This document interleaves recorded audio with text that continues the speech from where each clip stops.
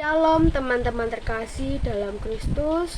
Sebelum memulai aktivitas pada pagi hari ini, marilah kita merenungkan sedikit daripada firman Tuhan. Sebelum memulai renungan, marilah kita berdoa terlebih dahulu. Dalam nama Bapa, Putra, dan Roh Kudus. Amin. Tuhan Yesus, terima kasih karena Engkaulah kami masih dapat tidur nyenyak semalam dan dapat bangun di pagi hari ini. Terima kasih juga atas curahan Roh Kudus-Mu yang Kau berikan kepada kami, sehingga kami dapat mendengarkan renungan ini dalam keadaan sehat tanpa kurang suatu apapun.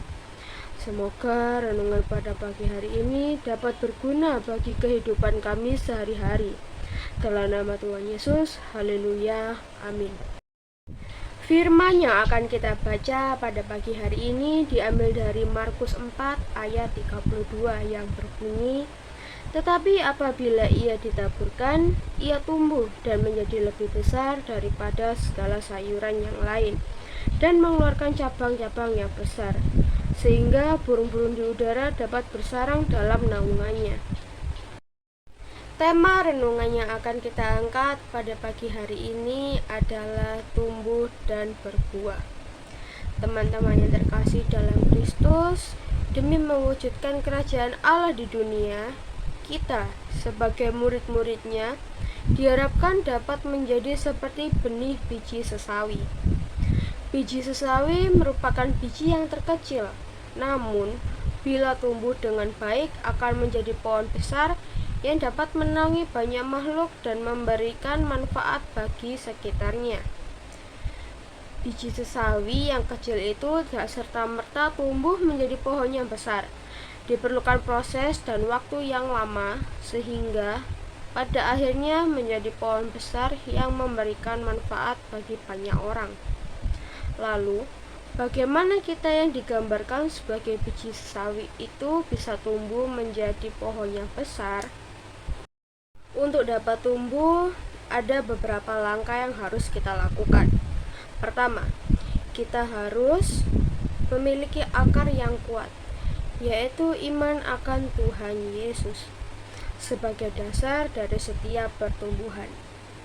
Kepercayaan bahwa Tuhan Yesus adalah Sang Juru Selamat satu-satunya yang dapat membawa kita kepada jalan keselamatan. Langkah kedua, seperti layaknya tumbuhan, kita perlu disiram, dipupuk, dan diberi sinar matahari yang cukup.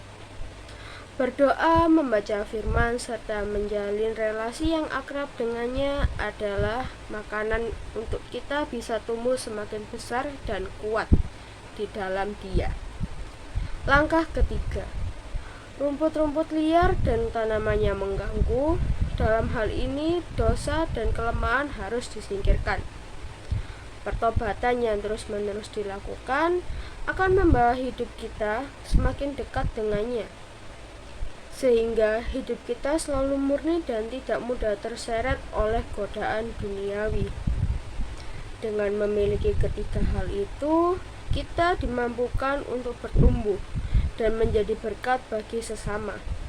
Mungkin pertumbuhan itu awalnya tidak disadari oleh orang lain, namun seiring berjalannya waktu, perlahan tapi pasti akan berbuah dan membawa pengaruh baik bagi orang lain di sekitar kita. Oleh karena itu, marilah kita bertumbuh di dalam Kristus dan dapat menjadi berkat bagi orang lain. Sekian renungan yang dapat saya sampaikan. Marilah kita akhiri renungan pada pagi hari ini dengan doa. Dalam nama Bapa, Putra, dan Roh Kudus. Amin.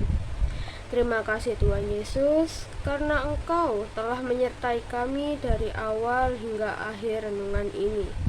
Semoga renungan tadi dapat bermanfaat bagi kami. Sebentar kami akan mengakhiri renungan ini dan melanjutkan aktivitas kami yang lain. Bimbing kami selalu di dalam firman-Mu. Terima kasih Tuhan Yesus, haleluya, amin. Sekian dari saya, selamat pagi dan selamat melakukan aktivitas yang lain. Tuhan Yesus memberkati.